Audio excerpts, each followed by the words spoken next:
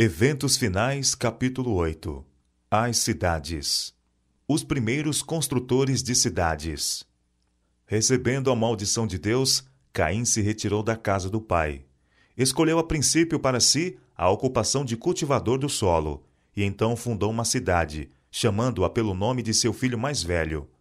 Saíra da presença do Senhor, rejeitara a promessa do Éden restaurado, a fim de buscar suas posses e gozos na terra sob a maldição do pecado, ficando assim à frente daquela grande classe de homens que adoram o Deus deste mundo. Durante algum tempo, os descendentes de Noé continuaram a habitar entre as montanhas onde a arca repousara. Aumentando seu número, a apostasia logo determinou a divisão. Aqueles que desejavam esquecer-se de seu Criador e lançar de si as restrições de sua lei, sentiam um incômodo constante pelo ensino e exemplos de seus companheiros tementes a Deus. E depois de algum tempo, resolveram separar-se dos adoradores de Deus. Conseguintemente, viajaram para a planície de Sinear, nas margens do rio Eufrates. Ali resolveram edificar uma cidade, e nela uma torre de altura tão estupenda que havia de torná-la uma maravilha do mundo. As cidades são viveiros de vícios. A prossecução de prazeres e divertimentos centraliza-se nas cidades. Muitos pais que escolhem um lar na cidade para os filhos, pensando dar-lhes maiores vantagens, são desapontados, mas demasiado tarde se arrependem de seu terrível erro. As cidades de nosso tempo tornam-se depressa como Sodoma e Gomorra. Os muitos feriados animam a ociosidade. Os divertimentos excitantes, o teatro, corridas de cavalo, jogos, as bebidas alcoólicas, banquetes e orgias excitam ao extremo todas as paixões. A juventude é arrastada pela corrente popular. Foi-me revelado que as cidades se encherão de confusão, violência e crime, e que estas coisas aumentarão até ao fim da história da terra. Em todo o mundo as cidades se estão tornando viveiros de vícios. Por toda parte se vê e ouve o que é mal, e encontram-se estimulantes à sensualidade e ao desregramento. Juízos que sobrevêm às cidades. Terríveis abalos sobrevirão à terra, e os suntuosos palácios erigidos à custa de enormes despesas certamente se transformarão em montões de ruínas.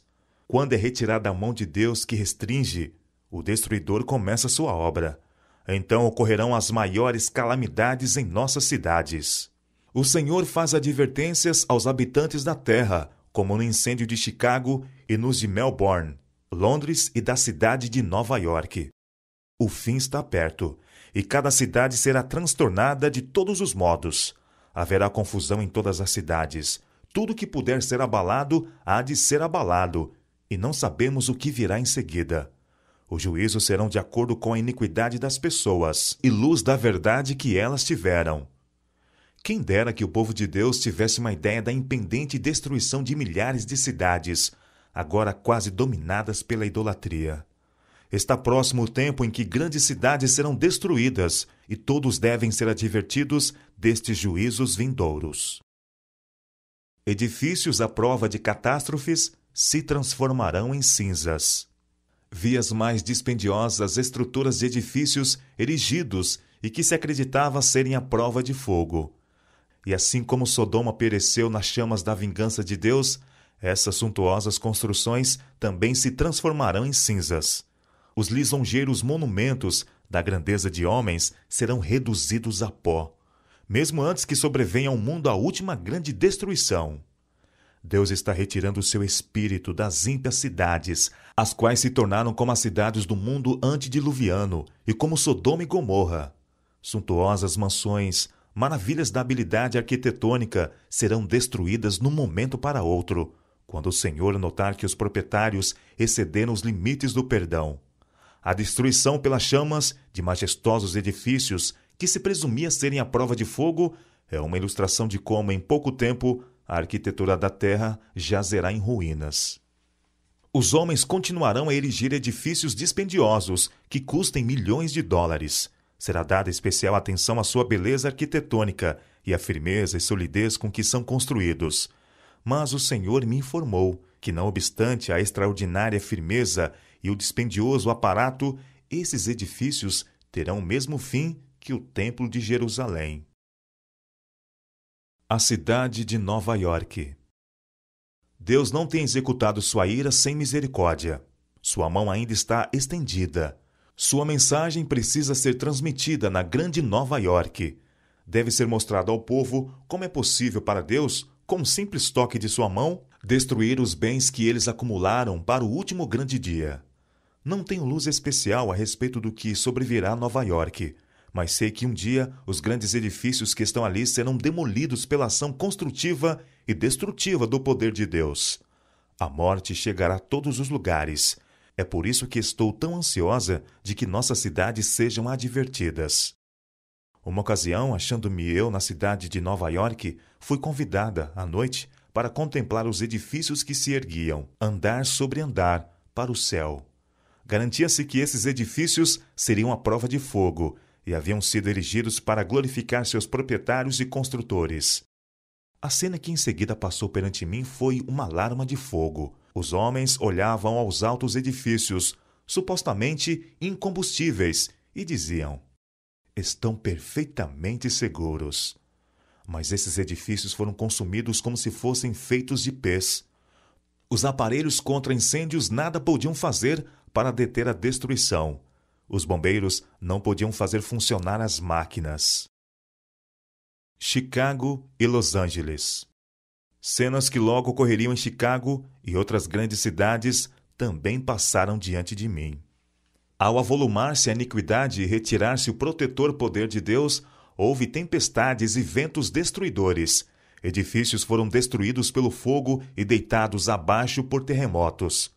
Algum tempo depois disso, foi-me mostrado que a visão dos edifícios em Chicago e o ônus sobre os recursos de nosso povo para erigi-los e sua destruição era uma lição prática para o nosso povo, advertindo-os de que não deviam investir amplamente seus recursos em propriedades na cidade de Chicago ou em alguma outra cidade, a não ser que a providência divina abrisse o caminho e indicasse claramente o dever de construir ou comprar, por ser necessário a transmissão da mensagem de advertência. Foi feita uma admoestação similar no tocante ao ato de construir em Los Angeles. Reiteradas vezes tenho sido avisada de que não devemos aplicar recursos na construção de edifícios dispendiosos nas cidades. São Francisco e Oakland. São Francisco e Oakland estão se tornando como Sodoma e Gomorra, e o Senhor irá puni-las. Não vai longe o tempo em que elas sofrerão os seus juízos. O terrível terremoto que sobreveio a São Francisco será seguido de outras manifestações do poder de Deus. Sua lei tem sido transgredida. As cidades tornaram-se poluídas pelo pecado. Estudai a história de Nínive. Deus enviou uma mensagem especial a essa cidade iníqua por intermédio de Jonas. Muitas mensagens como a sua seriam transmitidas em nossa época, se as cidades iníquas se arrependessem como Nínive. Mesmo nas cidades em que os juízos de Deus têm caído em consequência dessa transgressão, não há sinais de arrependimento. Os bares ainda estão abertos e muitas tentações são mantidas diante do povo. Outras cidades iníquas. Ao nos aproximarmos do fim da história terrestre, as cenas da calamidade de São Francisco hão de repetir-se em outros lugares. Estas coisas me infundem um ar muito solene, pois sei que o dia do juízo está precisamente diante de nós. Os juízos que já ocorreram constituem uma advertência, mas não o fim da punição que sobrevirá às cidades iníquas. Estas cenas logo serão presenciadas assim como foram claramente descritas. Apresento estas maravilhosas declarações das Escrituras para a consideração de todos. As profecias relatadas no Antigo Testamento são a palavra do Senhor para os últimos dias e cumprir-se-ão com tanta certeza como vimos a desolação de São Francisco. Tenho ordem de declarar a mensagem, dizendo que as cidades onde reina a transgressão, extremamente pecadoras, serão destruídas por terremotos, pelo fogo e por dilúvio. Todas as advertências de Cristo acerca dos eventos que ocorrerão perto do fim da história terrestre estão agora se cumprindo em nossas grandes cidades. Deus está permitindo que estas coisas sejam trazidas à luz para que as possa ler até quem passa correndo. A cidade de São Francisco é uma amostra do que o mundo inteiro está se tornando. O pernicioso suborno, a malversão de recursos, as transações fraudulentas entre os homens que têm autoridade para soltar os culpados e condenar os inocentes, toda essa iniquidade está enchendo outras grandes cidades da terra e tornando o mundo como ele era nos dias que precederam o dilúvio. Os sindicatos nas cidades. Satanás está ativamente em operação em nossas cidades populosas. Sua obra é observada na confusão, na luta e discórdia entre o capital e o trabalho, bem como na hipocrisia que penetrou nas igrejas. A concupiscência da carne, a soberba dos olhos, a ostentação do egoísmo, o abuso do poder, a crueldade e a força empregados para fazer com que os homens se liguem às confederações e uniões, atando-se a si mesmos em molhos para a queima dos grandes fogos dos últimos dias, tudo isso é operação de instrumentos satânicos. Os ímpios estão sendo atados em feixes, atados em trustes, em sindicatos, em confederações. Não devemos ter nada que ver com essas organizações. Deus é nosso soberano, o nosso governador, e Ele nos convida a sair e separar-nos do mundo. Retirai-vos do meio deles, separai-vos, diz o Senhor, não toqueis em coisas impuras. Se recusarmos fazer isso, se continuarmos a nos vincular ao mundo e a encarar toda a questão de um ponto de vista mundano, tornar-nos-emos como o mundo. Quando métodos e ideias mundanos governam nossas transações, não podemos colocar-nos sobre a elevada e santa plataforma da verdade eterna. Os sindicatos, uma fonte de perturbação para os adventistas. Os sindicatos serão um dos instrumentos que trarão sobre a terra um tempo de angústia, tal como nunca houve desde o princípio do mundo. Alguns homens combinarão segurar todos os meios que se possam obter em certos ramos de negócio. Formar-se-ão sindicatos, e os que a eles se recusam unir serão homens marcados. Por causa dessas uniões e confederações, logo será muito difícil nossas instituições levarem avante seu trabalho nas cidades.